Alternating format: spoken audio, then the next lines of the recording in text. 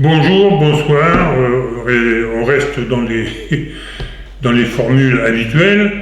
Donc, ce site va parler de la sexualité. La sexualité, en fin de compte, je dirais, ce site peut être complémentaire à un autre site qui est sur les couples, parce que la sexualité est aussi importante dans un couple, mais encore faut-il personnellement savoir, je dirais, s'auto-analyser.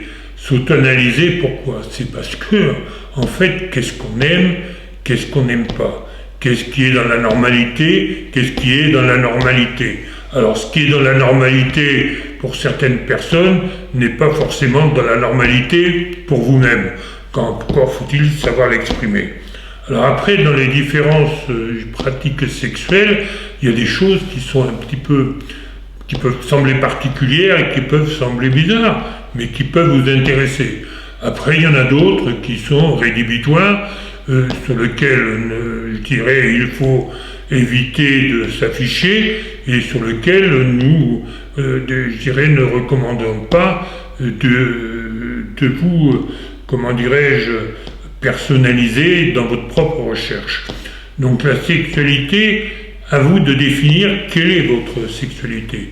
L'avantage de nos niches dans ce site sur la sexualité, c'est qu'en fin de compte, vous allez vous reconnaître même dans des pratiques que vous ne savez pas définir, parce que cela le nom scientifique en quelque sorte vous échappe, mais en fin de compte, vous allez vous reconnaître. Vous allez vous reconnaître et vous reconnaissant, eh bien, vous pourrez avoir une approche de quelqu'un qui peut être intéressé par une sexualité qui peut ressembler à la vôtre.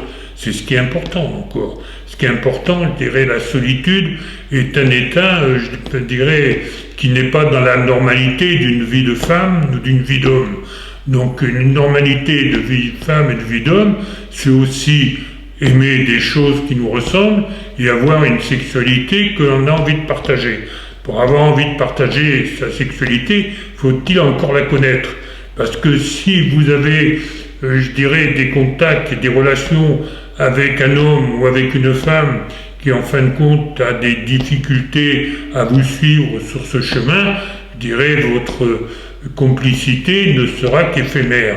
Donc avant de se lancer dans ne serait-ce qu'elle approche, encore faudrait-il que vous identifiez vous-même, que vous identifiez, sachant que ça, oui, ça me concerne, ça me concerne pas, ça c'est rédhibitoire, ça c'est un fantasme, ça c'est quelque chose que l'on peut réaliser.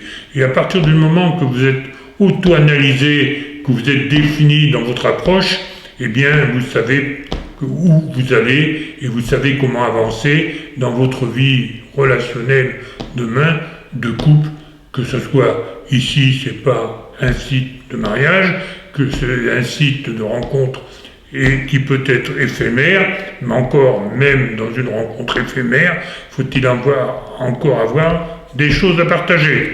Vous avez tout compris, j'espère, car ne fréquente mes sites que des gens qui sont intelligents et qui ont un QI assez développé pour pouvoir suivre.